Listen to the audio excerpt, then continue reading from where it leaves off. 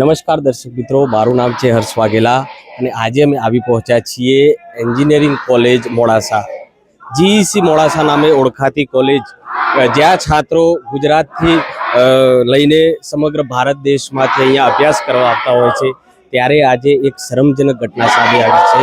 Engineering કોલેજમાં અભ્યાસ કરતી એન્જિનિયરિંગની છાત્રાઓને અહીંના જ એક પ્રોફેસરે બીભત્સ માગણી કરી હોવાના આક્ષેપ કરવામાં આવી રહ્યા છે. અગાઉ પણ ઘણીવાર છોકરીઓ જોડે બીભત્સ મેસેજ કરીને માગણી કરવામાં આવી હતી, પરંતુ આજે જે ઘટના સામે આવી છે તેની અંદર વિદ્યાર્થીનીઓએ હિંમત કરી છે અને આજે મનીષ ચૌહાણ નામના પ્રોફેસર છે તેમની જે લંપટગીરી છે તે બહાર લાવવાનો પ્રયત્ન કર્યો છે.